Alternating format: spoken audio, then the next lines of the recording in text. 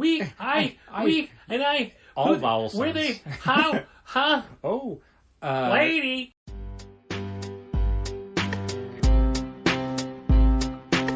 Come on and visit for any occasion. Don't keep patting down waiting. Comics and conversation. Keep the conversation moving along. Keep reading comics, keep your local store strong. If it's hard, then it's a job for the challengers. Comics and conversation, y'all. From Challengers Comics and Conversation in Chicago, this is Contest of Challengers, a comics industry business podcast with Patrick Brower and W. Dal Bush. If you feel strongly enough to ban him from the store, fine. I don't even remember this guy, and he clearly hasn't shopped with us in a while, so I don't give a shit. I think we dropped him from the Probably. club, but basically what he had done was... I forgot to mention that when he walked in, he wasn't wearing his mask, he's carrying it, but he quickly made the show of putting it on as he was several steps in the store. I've seen plenty of people do that.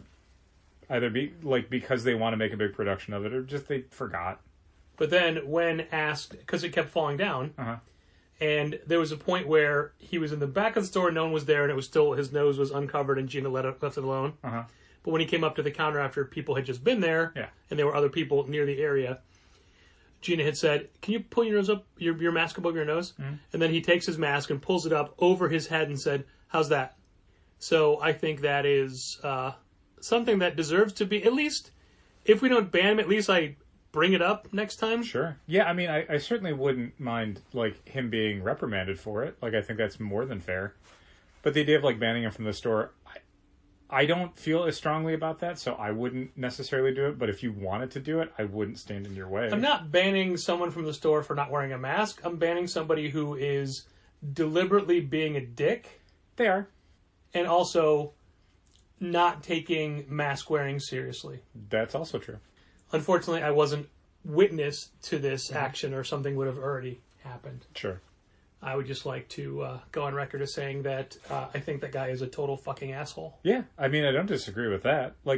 I'm not defending anything he's doing. It's just a matter of, how much trouble do you want to go to, the idea of banning someone from the store is a lot of extra work for all of us. I mean, it really isn't. Okay. We just say, you're banned, and then they're embarrassed and never come back. Okay. Unless they're crazy shoplifters. Yep. Who then come back after a few months. Yep. But in that particular person's situation, I think there was mental disconnect. I like that on the one hand, you're citing them for being total fucking asshole and somebody who clearly doesn't care about another person and is being unsafe. And then on the other hand, it's well, they'll clearly feel shame and stop coming back in. Which one is it? I don't know. We'll see. We'll see what happens. I know you're going to miss looking in the back for random covers of Thor #1 to repeatedly mail order. True. Dal, we're going to start this episode of Contest of Challengers, a comics industry business podcast on the internets from Chicago. From Chicago, Illinois. From Chicago's very own Challengers Comics Plus Conversation. With some questions about Free Comic Book Day. Okay. Because a month ago, Chris Burton asked us these questions immediately after Free Comic Book Day, and I've forgotten to bring them up every time. Okay, cool. So here we go. You ready? Ready. You're sitting down. I am. Do you have your headphones on? I do. Okay. Are you strapped in? Do you have your helmet on? Those are Sharpling and Worcester things. Nice. Go on. Question number 1. Uh-huh. Do you think it would be more beneficial if Free Comic Book Day did not have mature readers comics and just had all ages books, because specifically all of our talk around the speculators and the demand for these books were for the mature readers books. It's never for the kids books. I mean, that's not technically true, because one of the first speculator books for Free Comic Day that I can remember is Mouse Guard. Yeah. Which isn't all ages because they did it as a hardcover, and people flipped out. There's certainly some logistical elements where I would not be upset if they decided to not do mature readers books. I mean, we could always just not order them. Saying all ages, it's tricky because even the Marvel and DC stuff isn't technically all ages. It's, PG-13 or PG rated. Sure. So it doesn't necessarily track for the same readers that are going to be getting, Investigators. Not the same thing. Sure. Certainly there's an element where the content for a mature reader's book, while I like having them, is a kind of hurdle that is difficult to police. And which is why every few years you get a library accidentally gave away a copy of, like, Fun Girl. Yeah. I mean, Red Room, probably not going to happen. But Fun Girl, like, you sometimes get these books where it's like, it looks fine, and then it's like, there was a page in there that kind of is not for all audiences. Part of me is like, well, I appreciate that there's legitimately comics for everyone on Free Comic Book Day. Even if you are an adult who likes more art-oriented comics, there's going to be something for you. The reality is that's not really the people who come in, at least to Challengers, or literally any shop I've ever worked at for Free Comic Book Day, and that is every single Free Comic Book Day there's ever been.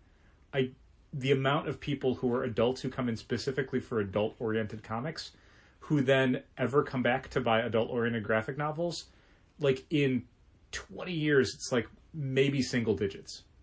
Like, it's not a lot. Most people come in for the all-ages stuff. They come with their kids. They come in for the PG-13 oriented stuff. And then if they come back for anything at all, it's those books. Dal, I hate to challenge you on this. Go ahead. I cannot claim that I've worked every Free Comic Book Day ever, nor can you. Which one did I not work? Last year, it was Free Comic Book Summer. Sure. You didn't work every day of the summer. That's true, but I worked every Free Comic Book Day. But every day of the summer was Free Comic Book Day. I mean, that technically can't work. Like, it's either Free Comic Book Day or it's Free Comic Book Days, and it was... This was Free Comic Book Day this year, and Free Comic Book Day 2 years ago, and then every year before that, going back to, like, 2002. And I worked all of those. And I did not have a lot of people who were taking part in Free Comic Book Day who specifically wanted mature readers' books, and then that ever turned into a sale. Which, to be clear, most Free Comic Book Day pickups don't turn into sales. Sure. But we've talked about that every year. So, yeah, I mean, what is your answer to this question, Patrick? I don't think it would change anything. I think there'd be a speculator book no matter what. Facebook reminded me that earlier this week, 6 years ago, there was a run on Scooby-Doo Team Up because it had Harley Quinn in it. That's right. And I had posted a thing about, sorry kids, all these adult quote-unquote collectors took away this book that you don't get to read. They sure did. So it doesn't necessarily matter what the content is. No. It just matters if there's buzz around it. And for as much as I love having all of the fun, all ages material, Investigators is one thing because it's a known quantity, but more than half the stuff every year, things are people never heard of. And more than that, the companies that do like the Jam books where it's, 8 pages of this, and this, people aren't excited for because there's no anchor. Yeah, Free Comic Book Day years ago, I mean, initially, I remember the first year for Free Comic Book Day, I did up little, if you like this, then read these other books, things, thinking people are going to pick up, Ultimate Spider-Man, and they're going to then want to read more superhero stuff, so here's recommendations that they can, and no one cared. And the amount of books that have actually, people have read it and went, oh my god, I need more of that. Like Six Gun, and that's basically it. Yeah. Everything else is just Marvel and DC tried for years. But wait, what about all those free Lady Mechanica books? Marvel and DC tried for years to launch summertime books with a Free Comic Book Day thing, and they don't work. I mean, people were going to buy Secret Wars anyway, so Secret Wars, lead-in book, irrelevant. Same thing with, the Ten of Swords thing. Those books were going to sell anyway, and when it's some brand new project, a Superman series, it doesn't take. I remember that one. It just sells Superman numbers. They're the hundreds of people who picked up a free comic, they didn't care if they read it. They didn't want to read more of it, and most of them probably didn't even read it. Free Comic Book Day as a way to launch series or introduce people to projects, it just doesn't work. I mean, we got 20 years of data that basically says it kind of doesn't work. Yeah. So much so that most publishers have now kind of stopped launching projects like Marvel and DC. DC will just reprint stuff. Yeah, DCs are always just previews. Yeah, or themed reprints or something, where it's oh, here's a Suicide Squad comic because Suicide Squad has a movie this summer or whatever. Or they'll do a few pages from King Shark because King Shark is coming out in a few weeks. And Marvel will do sort of the same thing. Well, they'll do, lead-ins. Yeah, an 8-page thing by the Spider-Man Beyond team so that, people who are picking it up are oh, now I'm on board. But a lot of that is kind of preaching to the choir. It's people who are excited about Spider-Man Beyond, who want to see the first look at it. It's a trailer for them. It's nothing that's like making them make a decision. It's just, a little bit of extra thing to be excited about. And I mean, potentially there could be people who are on the fence, but those are people who are already reading Marvel books, and they picked up the Marvel thing for Free Comic Book Day, and then they went, I wasn't really aware of what Spider-Man Beyond was going to be because I'm not the type of fan that, searches out information like that. So maybe I'll give this thing a look when it comes in because I have a taste of what it is. But a lot of those people would probably just pick up Amazing Spider-Man 75 the week it comes out, flip through it and go, oh yeah, I want this. Yep. The idea of it going into someone's hands who never would have picked up a Spider-Man book and is like, I read that preview, oh my god, I have to go to my local comic shop and make sure I'm getting Amazing Spider-Man 75 the week it comes out. Like, I'm going to start a pulls list just for this book. That doesn't happen. So, yeah, Free Comic Book Day, I think generally we look at it as just some way that people can get some free books and they have a good time and hopefully they spend some money. That's about it. I mean, Free Comic Book Day makes money the day of Free Comic Book Day, and that's pretty much all you can expect anymore. Speaking of that, okay, what percentage of people that took free comics do you think actually made a purchase? Oh, gosh. At least half.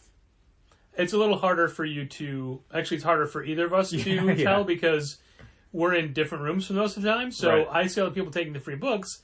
Then they're out of my sight when they go into the other half of the store. Yeah, I'll be honest with you. And you don't see how many people just take books and leave. But I sort of have an idea of the people who come up to the counter who are like, can I just go? Or the people who you see leave and it's like they didn't buy anything. Because, when you're in the store part of the experience for Free Comic Book Day, the retail part, you want to at least have an eye on people. So if people are picking stuff up and walking out the door, you want to be aware of it. Yeah. But also we have people threaded through the store for that very reason. For sure. Yeah, I would honestly say it's probably 50 to 70%. And for this data point, I'm counting a family as one person. Yeah, that's fair. Even if 3 of the kids buy books, it's one purchase, right. Really. It's as long as someone from the party buys something, 100% of the people in the party bought something. 50 to 70%. I think is 60% of the time somebody buys something 100% of the time. Sure. Yeah, so I think it's pretty general for any Free Comic Book Day that I've had in Challengers. I think most people who show up for Free Comic Book Day plan on buying something. The twist is that they don't come back and buy anything. Right. So that's like the day of the year they show up to your store and buy something. And then feel good about it and... Which is fine. Talk about how well they patronize their store. I mean, that part I could hand wave away. But in general, I'm fine with people who show up for Free Comic Book Day buying something and that being their experience for the year. Because frequently, the amount they spend is way more than they would normally spend at a comic shop. They're not spending, $5 or $10. They're spending $50 and $60 and $70. It definitely balances out the free comic books that they got from us. Yeah, maybe less this year because we way over ordered, which was way down from what we would normally order. Yeah, we didn't I didn't think we yeah. Oh anyway. Yeah, I remember a couple of days before Free Comic Book Day. That's all just noises I was just making there. We, all vowel sounds. Were they? How? Huh? Oh, lady. You had said, I want to say a few days to a week before Free Comic Book Day, you had thought we had underestimated demand, that we did not have enough free comics to go around, and I think you had maybe really. I like that you're thinking about what I said and putting it in delicate terms. Sure. You had very strongly, I think the night before Free Comic Book Day, thought we had not ordered enough because you'd put everything on the shelves and you're like, we're spreading so much stuff around, we don't really have a lot of stuff. Like, should we have a lower limit so that we don't run out of stuff? And, it was all pointless because, maybe 2 books ran out. And even those were just, the hot books. And not all of the hot books ran out. Yeah. But we still had. Full disclosure, it was Andrew and Gina who put the books out. Oh, okay. But you looked at it. Of course. I mean, you supervised. Yeah. I just didn't want to take credit away from them. So anyone who thought that the display of free comics was really good this year for Free Comic Book Day, you can send some kudos over to Gina and Andrew's way. We had not exclusively, but some. A local creator who had dropped off a book that was at maybe 7 or 8 stores around the country for Free Comic Book Day. And they were really happy with their placement, and they kept thanking me for the placement. And I just had to be like, yeah, I didn't do it. Uh-huh. Yes, I am a retail genius, thank you. I have appeared in a number of books. Honestly, I didn't think it was that great a spot where it was. I guess relative to the other stores, Jesus. Maybe the other stores just literally put it under a milk crate and then put that milk crate in the bathroom. For someone who's looking for it, it's one of the first things you would see. Sure. But it's also in a place where if you're not looking for it, it may be overlooked. Sure. But nonetheless. Certainly that person is seeking it out. Yes. So they're maybe not the person who's going to understand how good their placement is. And if they're happy with it, great. Yeah, but we definitely have a lot. Like, we even put leftover books on the shelves for a month. And still have a lot left over. Well, I made this offer to club member Ryan Voss today because he had mentioned that he thought we were making a mistake because we talked about not getting the Halloween Comic Fest books. Okay. To which I told him we did relent and we were getting some. Yeah. Because he said he would like to give those out. And remember, they used to do the Halloween Comic Fest little packs you could get. Is Diamond not doing Halloween Comic Fest this year? Because I recall those ads usually being a thing where it's like, oh, we would have ordered that stuff a while ago. Yeah, but I don't do the initial orders. So we would have already FOC'd it because Halloween's in a month. That's true. And those packs take longer to make. So I made this offer to Ryan that if he wants to give us cost for free Comic Day books, he can buy a bunch to give out for people. That's a good idea. Yeah, like, we're not going to make money off this deal, but I don't want to lose money. Yeah, I just want to give him the books to give away. We can do that. Yeah, because these things don't have a shelf life, so to speak. We could use them next year. Yeah. But if he wants to buy them at cost, yeah, sure. We were approached I would extend that to just about anybody. Sure, just about anybody. If any subscriber, I'll say this, if any subscriber wants to buy free Comic Day comics to give away at their own home, would you extend this offer to them? Sure. Okay. I mean, it's still a lot of work for us to drag them out, and they have to sort through it and everything. Oh else. Yeah, no, I mean, people can't just email us a request like, "I'll take 20." Like, you'll come in and you'll go through the boxes. We don't necessarily know the prices per book. Sure. Roughly a quarter, starting at a quarter. Yeah. I mean, at this point, I would just say like a quarter a piece. Are you okay with that? It depends on the person. I can look. It depends on the person. I did offer Ryan a quarter piece. Okay. We were approached by I think it was a dyslexia charity via email to help them raise money for programs that they do and reading it. And it's a Chicago-based company, and they approached us because we are a Chicago-facing bookstore. Mm-hmm. But it was a call to all bookstores, not just like, it wasn't Hey Challengers, it was Hey Chicago Bookstore. Sure. And I meant to, but I didn't get to today, reach out to them and say, do you think comics will help? But I don't think comics will help in they've got a specialized teaching program that they use for dyslexic readers, and I don't think regular comics. You don't think comics would help with readers with dyslexia? Well, I mean, they have a specific program that they are a teaching method that they have. Sure. That they are basically trying to do it so they could give this to people without having to charge them a ton. Sure. I think they're not looking for books; they're looking for money. Okay. But I'll ask them if they want books. But I would not expect that they want books because if you're dyslexic, it doesn't necessarily mean that you can read comics. I know comics should be easier. There should be context clues or what have you. And that's the thing. I think for a lot of people with reading disabilities or people who are just developing readers, having comics, having like a visual representation for the words that you're seeing for a lot of it is super helpful. Yeah, but we're not teachers. That's true. And these people can certainly say that is not helpful to us. Yeah. And it's like, I get it. But, I mean, I wouldn't dismiss it out of hand. So I'm going to keep a stack of Red Rooms back for them. Smart. Yeah, thought so. And Fun Girls? Yeah. Avi from Silver Sprocket, who published the Fun Girl Free Comic Day book, it's just a preview of the upcoming graphic novel. Right. And they had reached out. Which I think we already ordered. We did, yeah. They'd reach out to say, hey, we've got some leftover books. We want to help promote the books. Or the graphic novel. Can we send you some? And I wrote them back and said, I'm sorry, we will only accept books that have Coca-Cola ads in them. Smart. Thanks. Yeah. I was proud of that. Yeah. Obviously, I followed it with, just kidding. Yeah, we'll take some books. Sure. And they said, ha. Ha! Earlier, I mentioned that the name of the store seems to be Challengers Comics Plus Conversation because we got yet another Hellcop video sent to us.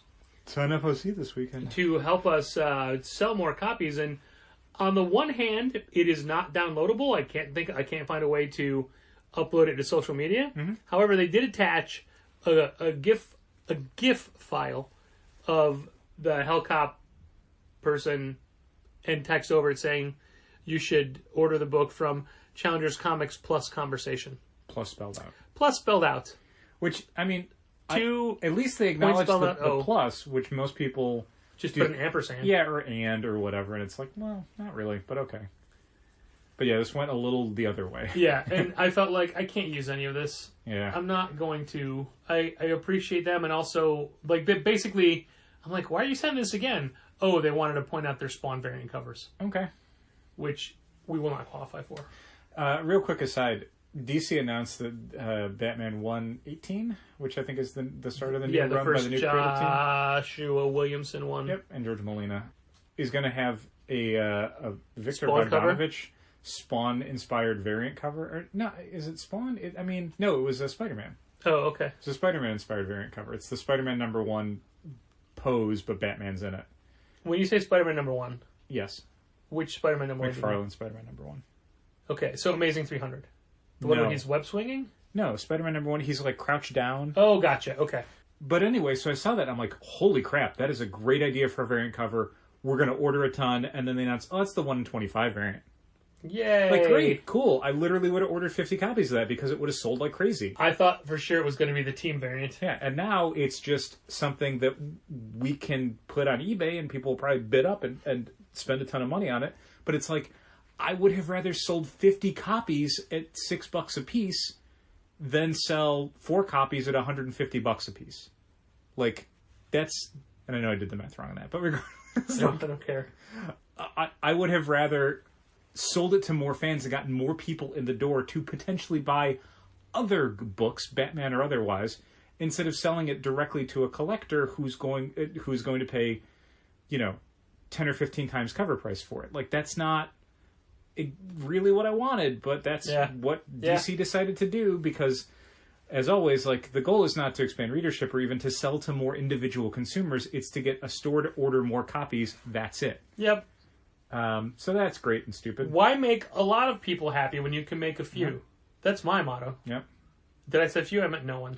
Pretty much. So yeah, that was a bit of a bummer to find out. One of the few times where I'm like, oh, this is a really good idea for a variant cover, and it's like, oh, it's so good an idea that you made it an incentive cover so that collectors can't really get it, or like readers and collectors can't really get it, but stores can definitely get it to flip it for a bunch of money. This is going to come as a surprise to you, Dal. You especially. Yep. I'm sitting down. DC has been making some very questionable moves lately. No. And they've been listening to retailers to a certain extent, but in a regard that I think doesn't matter. For example, doing the FOCs today, the majority of the books that I'm FOCing, the most recent issue is either on the shelf this week or coming out next week. Wow. Things that don't help. For example, Batman vs. Big B, A Wolf in Gotham. We were FOCing number 2. Sure. Number 1 comes out next week. Yep. Now, because of that, and because retailers have said, hey man, that's not cool, they're like, okay, number 2 is returnable. Okay. No, I don't care. I mean, it's something. It's not a correction, but it's something. It's not a correction, so I still went down on my numbers, because I don't care. Sure. Oh, I don't blame you. But, like, that at is least my... there's less stress in it. And I know that this is just one store, and it's only... they're not going to ever notice it, but for everything that's happening, I'm like, all right, I'm going down. I'm going down. Sure. Yeah, I mean, they definitely moved it from the previous situation, which was stressful and bad for business, into something that's just bad for business. Yeah. So I guess that's where I think, well, I mean, I think I've removed the stress by not caring. That's an improvement. I care enough to complain about it on the podcast, but I don't let it... I'm not like chewing a pencil being like, I don't know what these numbers are going to be. Same thing like Wonder Woman Black, White, and Gold. The next week's issue is... There's an issue out next week. Okay. We're FOCing the one after that. Okay. There's no reason that we're FOCing all the things that we are in advance. It's only going to get worse over the next few weeks because you're going to start to run up against holidays. Yeah, and the way they've been soliciting books like a month and a half worth at a time. Mm-hmm. Yep. On a personal note, I realized that I have to drop Detective because it's going weekly starting next year. In January, yeah. And I'm already like 4 or 5 issues behind. A 12-issue weekly event in Detective Comics. I can't handle... I don't have the time in my life, in my comic reading schedule. And I enjoy Detective. Especially Marco because Tamaki. ASM is also going basically weekly in 2022. I was explaining that to a club member who somehow got Amazing dropped off of their list. And they were so far behind they didn't notice that 62 was the last one they got. Sure. We're on 74 now. And I'm like, oh man, I'm so sorry. It's not on your list. I don't know. Like, we can't look back and see how it got deleted or anything. Are they someone who uses Pullbox? I don't recall. Because we've definitely had some times where people delete stuff on Pullbox and then they find out, like, oh, I didn't realize that was the title I deleted. I see. Well, they signed back up again, and they're going to... I'm like, do you want to fill in the gaps? They're like, do you think I can figure it out? I'm like, if you want to wait to 75, like, no, I got 74. All right. It'll, I mean, if you've been reading up to 62, you know all the Kindred nonsense. Yeah, and we had... You just don't know who they are. We had a bunch of issues on the shelf, right. I'm sure. They didn't want to go back. They're just going to pick back up. I mean, I'd say at least get 73. Yeah? 73 is a pretty big issue as far as explaining what the hell's been going on. Yeah, if that's even... In the last 72 issues of Amazing Spider-Man.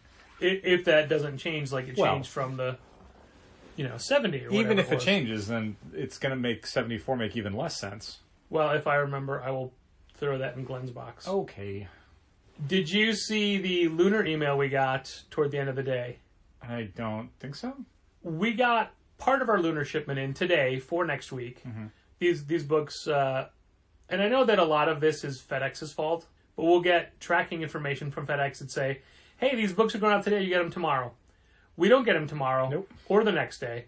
The books that we initially received an email notification saying, hey, you're getting them on Wednesday. One of the boxes came in today. One of them is still just, I don't know, maybe Monday. Sure. The email from Lunar basically says, hey, a bunch of next week's books were at the printer too long. They're going to be late. Okay. We'll get them to you whenever we can. Okay. We're going to start working on the next couple days. Okay. So I assume that's what's in the missing box. We'll find out Monday. Except some of our stuff, like the full quantities aren't there. Uh-huh. So I assume, like, don't worry about it. Right. I'm sure the rest of these Teen Titans, Beast Boy Love Ravens, yeah. Okay. I mean, usually if the packing slip doesn't have any notations on it, like stuff markered out or highlighted, then it means that everything that's on the packing slip is in those boxes. It could just mean that stuff that was scheduled for this week didn't get off the printers until too late, so that'll be a separate shipment and a separate packing slip. Well, then that's even worse. It's not great. Yeah.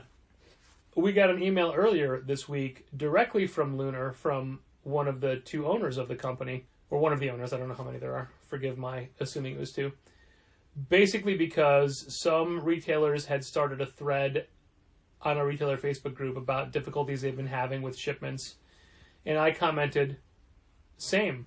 And then the email that we got was basically one of the higher-ups at Lunar saying, actually, here's your last 6 weeks worth of shipments, and here's the day you got them. You got them in plenty of time. Almost every time. Yeah, like one of them you didn't, and that was FedEx, and it's like, okay. And we didn't respond to it because who wants to argue, but plenty of time is not for them to say, it's for us to say. Yeah. I certainly, like, if DC is going to move the release date to Tuesday, which we don't even put the books on the shelves until Wednesday. Correct. I would appreciate getting them before Monday, if at all possible. Like, I'm excited about the idea of PRH books potentially showing up Monday for on sale Wednesday. That is my expectation and my hope. So yeah, like certainly the idea of, it's less the thing of like Lunar isn't getting us our DC books in time, although there have been times that we've gotten them very late in the evening Monday, which is, it would be like for Diamond books if we got them at like 10 minutes before we closed on Tuesday. Like, that is not helpful. That is hours of work that needs to be done, and now it needs to be done after hours to make sure that everything's on the shelves tomorrow.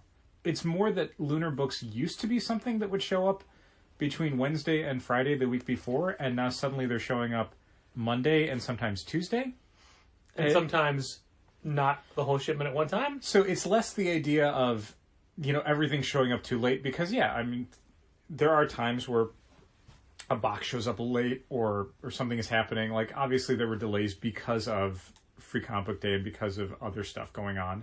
But it's if we were getting it on Wednesday through Friday, and now that's never happening, why is it never happening? How could it have happened before? Yeah, that was helpful. That made us really we were getting like them Lunar. earlier before you built your new fancy warehouse and hired more people. Yeah. And I know a lot of it could be FedEx issues. Sure, and that's what makes the Wednesday through Friday thing so helpful, is that if it is FedEx issues, then at the latest they show up Saturday or Monday instead of they were scheduled to show up Monday, and now something's gone wrong, and they showed up Tuesday. Like, that's bad. That's not helpful. Honestly, the FedEx tracking is usually wrong. For everything. We got a Post Emporium order where we got the tracking information, and it said it would show up the same day it was mailed out. Yeah. And it's like, that is blatantly incorrect. I mean, we're close to you, but not that close. Yeah, they didn't pick it up on a truck at Post Emporium and drive it directly to Challengers. That's not how mail works. So, because we're so close to Lunar, they process our orders last. Not Challenger specifically, but they send out their books geographically, and they pack and ship like California first, because that's the furthest away. Sure. So since we're the closest, we're a mere 3-hour car ride away. Yeah. Our stuff is packaged last, and I get it. That makes sense. That seems like a good logistical way to do it. It just seems like there is less sticking to promised schedules, which, again, could just be entirely FedEx's fault. Yeah, to be clear, I mean, that's one of the main reasons why we would usually go pick up our books at an Expeditors. Yeah. To avoid having to worry about, did a box get lost on a truck and now it's going to show up the next day? Did the truck get too full and they couldn't send our stuff out? Is the driver, instead of stopping by early, going to stop by late? And late could be 6 hours after early. I'm not willing to make a 6-hour drive every week to get our books. All right. I know, it's selfish of me. Lazy. I know. Sorry. It's just that back in the day, it just seemed like it was, if it was a Diamond problem, it was a Diamond problem. But now it's like, DC is messing up, Lunar has issues, FedEx has problems. Yep. The whole supply chain for everything just seems pretty screwed up. Like, we're getting more emails from Diamond where it's like, hey, because of either a Marvel or a Diamond problem, this book, or sometimes this cover that was supposed to come out this week, is now coming out in a week or two. Yeah. Some ratio variance this next week. Yeah, for Inferno #1. Yeah. And we had a problem this past week where X-Men #3 came out, and we got our main cover, and we got our Russell Dauterman trading card variant cover, and then we got one of 4 Terry Dodson covers. And the Terry Dodson cover will come in the next week, I guess. So random. And that wasn't a shortage. That was everybody. Every account got allocated. Diamond had a quarter of the shipment to pack out. That was about it. The supply chain issues are so well spread that we don't know how far-reaching the effects are. We're finding more and more all the time. I mean, the White House had a thing today where they were trying to work on the supply chain so that the holidays are not everything is sold out and no one can get anything. Yeah. And the businesses that can get stuff in are paying, multiples of their normal costs to get things on the shelves. Those are all legitimate infrastructure problems that it's nice to see the government trying to address. Not that I have much hope. Sure. Because what usually is, comes about is a spokesperson saying, we would like this to be better. And that's like, well, okay, great. I had been using Freshly, the meal service, recently, and I just had to quit this week. And this isn't even a supply chain issue. This is a delivery issue because every week they deliver to the apartments around the corner, not to Challengers Comics. They deliver to 1870 Winnebago, not 1845 Western. Yeah. Wrong street entirely. And just wrong everything. It says Challengers, then they change it to, please deliver to Challengers Comics, let them know it's a store. Mm-hmm. So I just finally quit because it was just every single week, it was, I got to go around the corner to get the food now. And there's more and more things like that we're encountering. We constantly get delivery notifications from companies that use USPS when things aren't delivered. Mm-hmm. Most of the time, the things get delivered within a week. One of the more egregious ones was the Patrick and Dow enamel pins and the I Love You But I've Chosen Comics enamel pin. Yes. Those were separate deliveries that were all marked as delivered on, at times we were closed, and at the mailbox, which we don't have. Those all eventually showed up.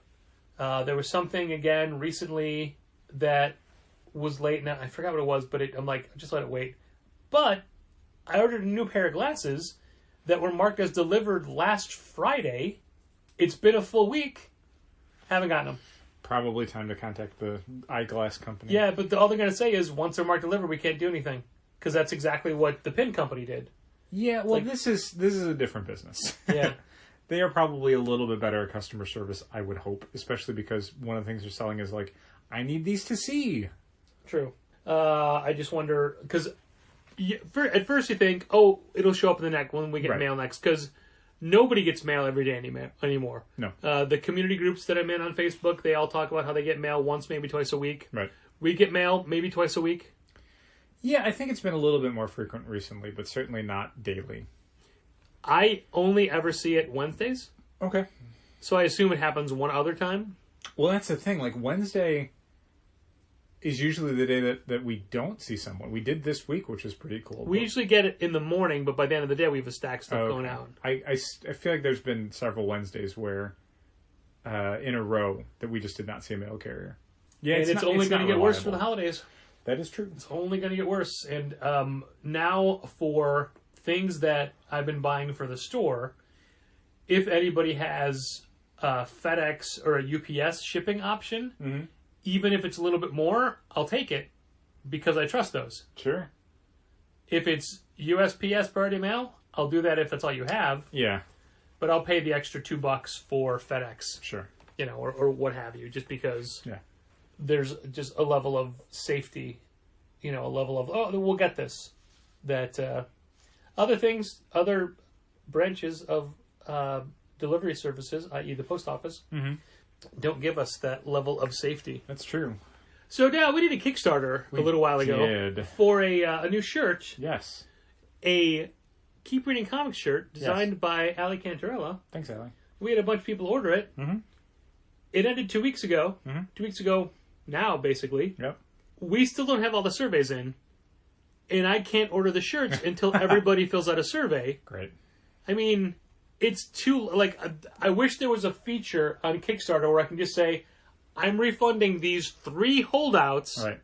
And the worst part is, there were 4 holdouts, but I emailed them all directly. One of them is a former club member who moved away, who said, hey, I'm so sorry, this is in my spam folder. Yep. Fine. Of the 3 that haven't responded, one of them is a stranger. One of them is a former club member. Okay. And one of them is a publisher who we are, best friends with. Okay. But I don't know who from that publisher ordered it because it just came from that publisher. Sure. So I don't know who to talk to. Right. And I emailed all of these people's addresses separate, not through Kickstarter, from my account. Right. There's still 3 to go. And these sizes could be anywhere. I don't know. We're not ordering 3 each of every size just to make Just to cover. Nope. So, but everybody else who turned them in on time is getting significantly inconvenienced. Sure.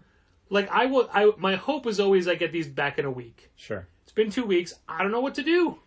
Yeah, I mean, at a certain point, you're just going to have to say, all right, these 3 are not going to get a shirt.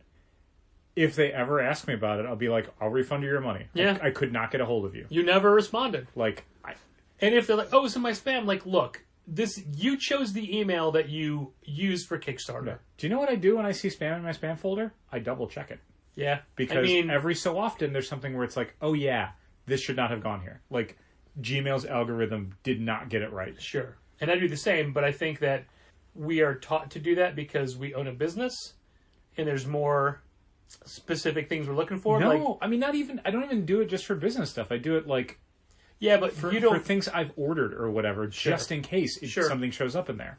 I'm just saying that everybody is as diligent as you. They aren't, but again, maybe they can check it once every 2 weeks. Maybe. So anybody who's listening to this who ordered a shirt, which is a bunch of people, real sorry, shirts haven't even gone to the printer yet. I would give it at most another week and then just be like, I'm ordering what I'm ordering. Ugh. Then we're going to blow our October date. Because I'm like, you get it by October. Do it tonight. Yeah. It's fine. I'm just saying, I would not give it more than a week. Because at this point, people had 3 weeks to respond to the survey. Yeah. You're inconveniencing the majority of people who and this have is done a everything niche right. thing. Most Kickstarters are for a mass rollout of a product. Right. So there's always extras or whatever. No, these are specific rewards made exactly for And you put that in the people. Kickstarter. Oh, yeah. So there isn't this thing of I just assumed I could just pick one up later. And no, we were very clear that these are being made to order and you did not give us an order. Yeah. So I'll have to do that. And I'll feel bad. Of course. Then I will. Yeah, I definitely feel bad that 3 people, especially somebody who used to shop with us and someone else from a publisher we like, is going to find out, the thing that you kickstarted that you might have done even as an an act of charity because you wanted to help out a store that you like, you're not getting that, and we're going to give you your money back. There's a section of people that did just that, but then they didn't select the reward, so we know that it's just. But on the other hand, thank you, Luke. We have and Ashley. We have a commitment to the people that did everything right, and we also they're also people from businesses that we frequent, and people from businesses that we are friends with, and people who shop at our store, and subscribers. Why should all of them have to keep taking it on the chin for 3 people who are ignoring us? Agreed. So, during the pandemic, Diamond did not have any best practice awards at all, because mainly those are tied to conventions for the most part. Also, the best practice was keeping your business open. Yeah, which is a pretty good practice. Mm-hmm. But they're back now, and the voting is as we are recording this. Okay. The voting ends tomorrow. Okay. And we are up for best interior signage. Or best in-store signage. Okay. One of those 2 categories. Which is all going to get redone in the next couple months. Well, I don't know if you ever even bothered to look at any of the other nominees. No, in the different categories and whatnot. I don't think I even knew we were nominated. Sure. So, I went and, knowing that this was coming up, I took a lot of detailed photos of the signs we have. 17 photos, in fact. Okay. That's how many different types of signage we have in the store. That's true. That's not even everything, but it's a good sampling. Okay.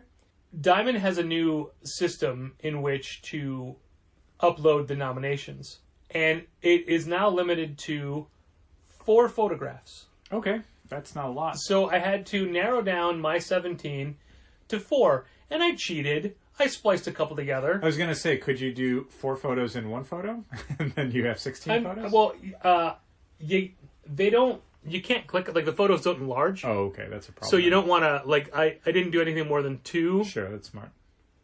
But what burns me even more was that in the final, on our page, they only used 3 photos. Oof.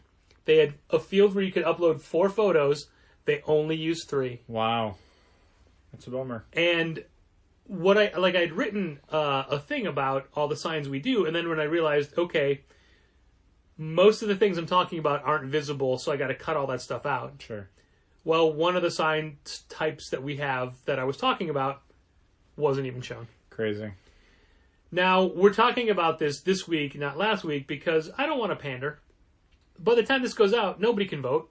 It's done. It's true, yeah. It's done. And I felt like pandering is the wrong word. I don't mind if people vote. Obviously, it's just for retailers. Right. But I know some retailers who listen to this. I don't want to be seen as pandering. I don't want people to think I'm just doing it clamoring for votes. Sure. So I deliberately didn't bring it up. But it's frustrating to do all that extra work for you can't use any of these photos. Yeah. And the way for whatever reason, iPhone doesn't let you upload multiple photos to Dropbox at once. You have to do them one at a time. Okay. Well, it's time consuming. It is. 17 photos just for that. That's a lot. And then I have to go in and resize them all because they're massive, and I can't. Actually, I thought I was going to be able to email them, so I didn't realize it was going to be because this is the first time they've changed up that field. Sure. I genuinely believe, looking at everybody else in the categories, that we deserve to win. Oh, that's nice. Genuinely believe we have the best signs. Cool. But for the most part, when the best practice awards are available, the way it works is any store can nominate any store. I want to say 90% of the time it's the stores nominating themselves. Sure. I know that I always nominate us, and I've never nominated somebody else. Sure. I was joking with some friends and some people in the industry who just said, "Haven't you won all these already?" And I said, "No, but there's a few we wanted to win." So first of all, if we win an award, I stop for that category. For sure. If we win Best Graphic Novel section, fine. I don't go up for it every year. Right. We got one. It's fine. Yeah. But the fact that we haven't won Best Kids section just blows my mind. It's a little dispiriting. And a friend had said, "That's why I hate kids now. They should just name that award after you." It's not good enough. No. I want to win it. So, yeah. My hopes are low because I frequently think we should win things we don't win.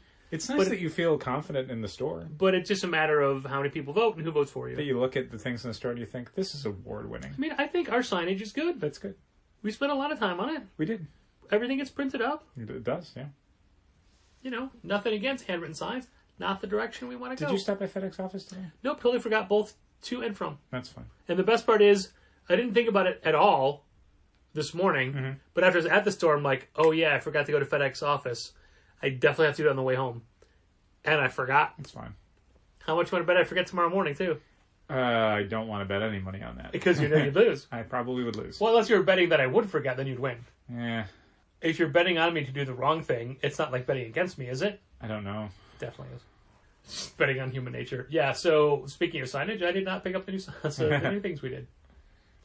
And speaking of new signage, hopefully on Monday, we will have new logo banners across the very top of our windows. Our top third. Provided... Just like AEW. They can get the old signs off. Yeah. And the weather cooperates. I mean, the weather next week looks perfect for this. Yeah. As far as I can tell, like, no rain. Temperatures, like, right in the Goldilocks band. But, yeah, the main problem is going to be, how long is it going to take them to remove the signs that are already up there? I think it's going to be similar to what we experienced on the inside. Like, of the... I hope. What is it? 12 of the 12 banners they have to take down and put up. Mm-hmm. I bet like 6 come off pretty easy. Yeah. And 2 of them are nightmares. Yeah. Just nightmares. But yeah, hopefully this Monday, at least the process will get started. I'd love for it to be done by the end of the week, you know. That'd be pretty cool. So, Dal, did you want to talk about Dark Horse moving to Penguin Random House? I do not. Thank you for putting that on the podcast. You're welcome. My error. Thank you, Patrick. Well, I had 2 ways to go with it. One, I could have said that specifically due to... Could have kept it between us. Josh Crowley's request. We'll talk about IDW going to Penguin Random House, which is also a joke because that was a hypothetical question he posed. But 2, literally I sat down, I looked at the board, I'm like, oh man, did Dark Horse go to Penguin Random House? I didn't even know that. Nope. Did that just happen today? Nope. I was reading Joy Operations #1, so I was thinking about Dark Horse. How was that? Not good. Ugh. Not good. What I did read that I actually really enjoyed was Crimson Cage from AWA. Yeah? Had you heard about Crimson Cage? You didn't look through the new previews. It's basically Christian Cage with a crimson mask, right? Like he got bloodied in a fight? Bit. It's basically 1984 Wrestling Territories Macbeth. Yes, I did hear about this, yes. It's literally Macbeth retold in, as... Yeah, it's like a Louisiana wrestling territory in the early 80s. Yes, I did hear about this. I liked it. I thought it was really good. Obviously, there's like... It's Macbeth, so there's kind of a supernatural aspect to it, but not really. Most of it is just... Like, you could take out the actual, like, witches part, and it's just a really good story about, like, a wrestling territory in the 1980s. I assume the witches are the bookers? No, I mean, they're legit... Actual witches? Actual witches. Like, there's actually, like, a semi-supernatural aspect to it. But I wouldn't have expected it to be such a literal adaptation. Yeah. And if you were going to take a Shakespeare play and turn it into wrestling, I would have picked Midsummer Night's Dream. I mean, someone probably will someday. But this was, I thought, a pretty solid wrestling comic. Okay. So did you circle that in the book as opposed to... I'd already circled it. Butts and Seats, the Tony Schiavone story? I'd already circled it. Yeah, I mean, for people who have an interest in, like, that era of wrestling, I think it's definitely worth checking out just on the merits of, like, the lingo is right, and it feels very... Like, it's not just over the top. Like, it feels very grounded. It feels like the sort of thing that if you were doing a story about, like, 1980s wrestling, this is what it would look like. I enjoyed it. Nice. I did not enjoy Joy Operations. Yeah, I had that open to read it, and I just can't get around to doing it. Not a fan. It's overwritten in the standard Bendis overwritten way. Like, there's a ton of narration, which ends up being a plot point later in the book, but it doesn't make it any easier to read. There's a bunch of page layouts where, like, one of the things I hate that is in a ton of Bendis books, which makes me think he's doing this in the script because every artist would not make this same choice. Yeah. Where it's like a double-page spread, and there's one gigantic panel that is 80% of one page, and then to the right of then like the full next page and 20% of the left page is a bunch of stacked panels. And it's like, that could have been 2 discrete pages. Why is it a double page spread? It just makes reading it weird. And he'll do the same thing where it's like 6 panels along the top, 6 panels along the bottom. You read them all the way across the left, and then you read the row below it. When it's like, this could have been 6 on one page and 6 on the other. Yeah, you could have just taken the 3 on the top, moved them to the bottom, and yeah. It's a bunch of really frustrating things like that. But in general, like, I didn't find the world he built compelling at all. It's needlessly convoluted. It's a bunch of, like, Bendis-y dialogue ticks where it's like, this is supposed to be your sci-fi comic. Does everyone have to sound just like they sounded in 2004? And then there's a thing that in the book, and it reminded me of like, oh, this was his problem on all those issues of Ultimate Spider-Man. If he got to reuse characters and names, everything sounds cool. When he has to make up a word or a name, it's terrible. All of his made-up words in this are just like groan-inducing. Nothing sounds cool. Nothing sounds clever. And it's, yeah, that's what happens when you create it from whole cloth, from a guy that's mostly just playing with older toys. Speaking of Bendis tropes, here is a copy of Justice League number 68, which comes out next week. Can you describe to people what the cover is? The cover is a bunch of Justice League characters standing in front of the Hall of Justice. The Hall of Justice got destroyed like 3 issues ago. Classic. It is just smoldering rubble. Classic. And if you look at any of the pages in here, you see... Oh, okay, these are on a different planet. The all-time number 1 Bendis trope. Here's all the rubble. Hey, there they are. Hey, here's a cover that doesn't match what's in the book. Yep. Or here are things on the cover that don't appear anywhere in the comic. All this rubble. There you go. That was the fun thing to do when he was doing Avengers in like his 8th or 9th year of doing Avengers, is there'd be like 6 characters on the cover and you'd play a game of like, how many of these characters actually show up in this issue? And frequently it was like no more than 2/3. Yeah. At most. So things move on. Yeah. So, move on. Crimson Cage, worth checking out. I also read The Rush, which is a Cy Spurrier Gold Rush monster comic. Can you give me the full acronym, please? No. Okay, because it does, and it's 7 letters, and by the time I saw it on the variant cover, I already forgot about it. Yeah, you need Rush to get it. It's basically just supposed to be The Gold Rush, but they took out the gold part, so it's The Rush. Sure. I didn't care for it at all. It's pronounced Roosh, like the wrestler. The art didn't work for me. They do this thing where most of it is like a flashback, a character describing things in a letter, so it's all sepia toned, and that's most of the comic. So it just becomes overbearing. Yeah, I like Cy Spurrier a lot. This did not click with me at all. Even the supernatural monster aspects are so vague and ill-defined that by the end of the book, I'm like, what am I supposed to think is happening right now? Like, what is the dilemma? What is the tension in this book? At least with Crimson Cage, like, you get it. You get right away, like, what do the characters want and what is operating against them? Which seems like a basic thing you'd want at the end of the first chapter of a serialized story. Did not get it with The Rush, did not get it with Joy Operations. Anyway, IDW. IDW announced last Friday, the day after we recorded, that they would be leaving Diamond. It's because we recorded a day early, and we even said that on the episode. Part of me was looking at my mail a lot at the end of the day today, like, is there going to be any last-minute announcement that I need to know about? Yeah, apparently Dark Horse moving to Peerage. Yeah, thanks.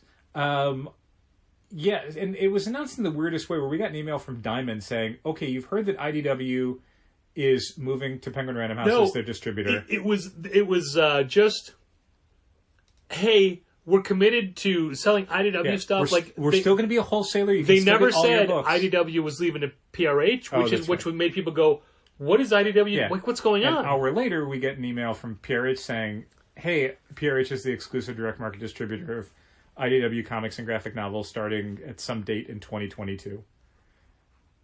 Which, I mean, frankly, we all figured out, because there was no way IDW was moving to Lunar or starting their own distribution. It was clearly going to be the company that's already handling their book trade graphic novel distribution, Penguin Random House. Not great news for Diamond. We expected more publishers to be leaving for Penguin Random House since Marvel left. This is the first one to my knowledge. Same. Certainly more seemed likely. Now. Yeah.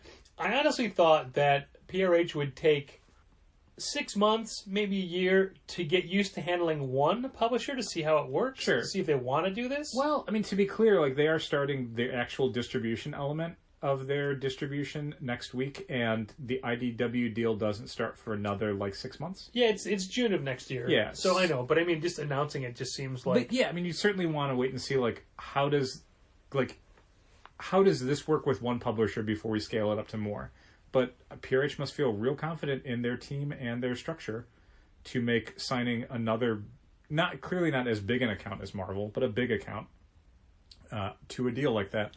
Obviously, IDW is going to have a few less comics to distribute, since the word came out today that IDW is losing the Marvel license. They didn't say anything about Star Wars, though. They just said the Marvel comics. Interesting. Well, them losing... Basically, Marvel's taking away their... The all-ages comics. All-ages comics. But Disney already did this? The Disney announcement isn't a new thing. It's just from a while back. It just hasn't been widely reported. Oh, okay. I read it somewhere else online when I'd read about the Marvel license. Mm-hmm. Yeah, those two were apparently, and this is just conjecture, mm-hmm. Marvel will be doing more stuff at Scholastic, and they don't want to muddy those waters. That was the thing I read on The Beat, and I don't know if that's true or not. I mean, potentially, yeah, they already released a few graphic novels, but, I mean, you'd think at least somewhere you'd want actual comics. Single-issue comics, yeah. Those books did... decent for us, not Amazing Spider-Man numbers, but good for kids' books. And I mean, in all honesty, look at the amount of publishers that are actually publishing single-issue kids' comics, and it's basically just Boom and IDW at this point.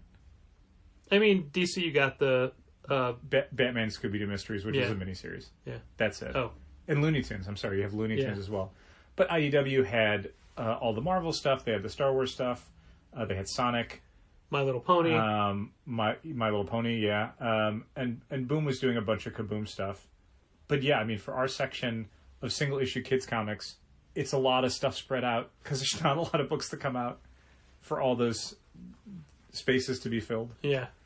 Yeah. And yeah, again, less now, or at least less by the end of this year, which is when that deal runs out. I guess IDW had already announced a Marvel Avengers comic that is now never going to be published. Whoops. The Beat had to cover it was Ironheart and the Avengers. Oh man! Yep. Kids love Ironheart. They do. They certainly would love Ironheart more when that Black Panther movie comes out with Ironheart. It would make more sense now that IDW is at Penguin Random House. It's like they're the same people. Exactly. So easy. Yeah, I certainly would appreciate some single issue comics, but I mean, in all honesty, look at what sells for the Marvel action stuff, and if it was just graphic novels, we wouldn't really be losing that much money. There's not a ton of interest in the single-issue comics. Sure. They do okay for us, though. And if Marvel could keep their, younger readers' graphic novels in print, that would help us a lot more, too. So we'll see where those go, in 2022, once there aren't single-issue Marvel comics to get for kids. Yeah, I think both of these licenses will be done at the end of 2021. Yeah. Which is most likely why there's so many weekly and multiple Star Wars Adventures series. There's 3 current series right now. Maybe. The thing that I'm a little worried about is, okay, so what about the content that's finished? Is anyone going to keep that in print? Yeah, that's a good question. Because we do have a bunch of... I mean, we don't stock the Star Wars graphic novels for kids anymore because they were eventually... they were confusing and they weren't really selling. But the Marvel action stuff, we absolutely stock, and we restock frequently. It's stuff that's not currently being covered in other ways, at least not in ways that are as compelling to kids. The Marvel graphic novels, the white-spined, smaller collections of actual Marvel comics that have come out. The Marvelverse? The ones they've been doing for Spider-Gwen and Miles Morales and Champions. Sure. And all of those, Marvel calls them, they don't even have a term, it's just GN. Yeah. So it's basically, the first 10 or 12 issues of Ms. Marvel, which was a book that was, printed normal size and released in graphic novels in normal size and has now been shrunk down to kind of be similar to the Scholastic size of graphic novels, a little thicker, a lot cheaper. Those are good, but they don't really do a bunch of Spider-Man and Avengers and Black Widow and Black Panther and Thor and that was the stuff that IDW was doing. They were doing graphic novels, tiny ones. I wish they were a little bigger and certainly a little thicker. But there were a bunch of just Spider-Man ones. So if a kid's I want a Spider-Man graphic novel, here it is, and it's got all the Spider-Man characters in it. You get rid of that, and you don't really have a lot, because Marvelverse might have, like, a couple Spider-Man graphic novels related to the Spider-Verse movie, but they don't really do, like, a Peter Parker one. There was the Spidey one that they've reprinted, but I don't know if that's even still in print, and even if it is, it's, like, one book. I love Spider-Man Loves Mary Jane, but that's not really what kids who are looking for, you know, Marvel action Spider-Man are necessarily going to find as compelling. And there are Miles Morales Spider-Man Scholastic books that are coming out, but again, it's just Miles Morales. So if you want all those characters, if you want a bunch of the classic Spider-Man villains, like, they're not really in those books. And that stuff not being available in print is way worse to me than just there not being more new single-issue comics. Sure. So hopefully, since Marvel should theoretically own that content, they'll republish it at least, or keep it in print. Because that's sort of like, that's a thing that there will always be 6-year-olds that want to read Spider-Man comics, and those are the books we would hand them. I'd hate to see those go away in lieu of, you know, things intended at like, you know, 10-year-olds and things that are intended more for 15-year-olds. Like, I want there to be a basic... all those levels, all 3 of those. Yeah, I mean, I want there to be all that stuff, but I want there to be something for that, you know, a kid who's too old for the Little Golden Books, but too young for...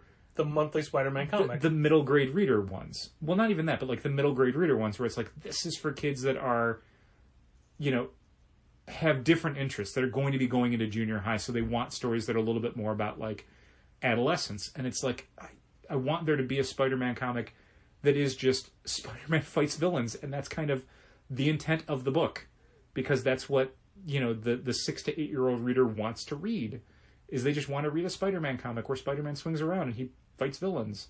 And that was where IDW planted their flag, and now they're going away.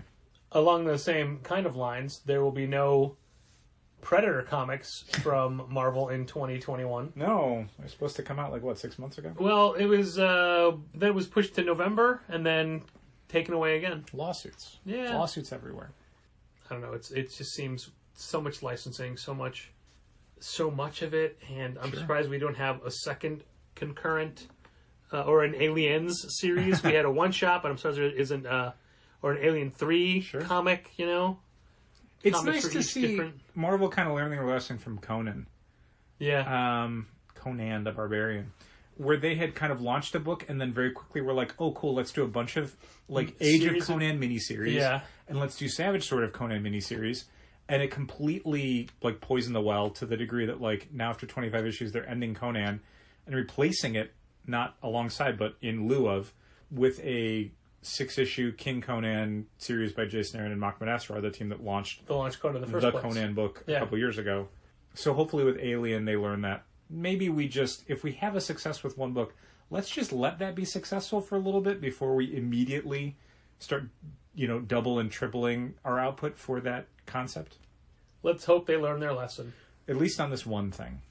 Dal, I've come up with a new feature. Okay. That I think we can do every episode. What's that?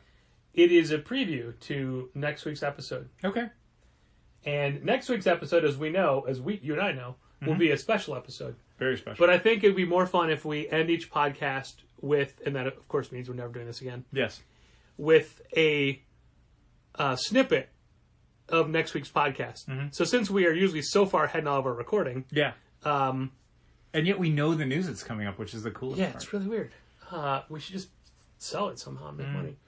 We're going to end this one now, and then what we hear after that is just a sample, a tease, if you will, of next week's podcast. So thanks for listening. And keep reading comics. Dal, what are you wearing? What am I wearing? This is the snippet for next week that we've already pre-recorded. What I'm wearing? This has already been recorded, so... Yes. What are you wearing now? What are you wearing on next week's recording? Oh, t-shirt and jeans, button-up shirt over it. What a great new segment. This has been Contest of Challengers. Thanks for listening. Keep reading comics. Challengers is located at 1845 Northwestern Avenue in the Bucktown neighborhood of Chicago. 773-278-0155.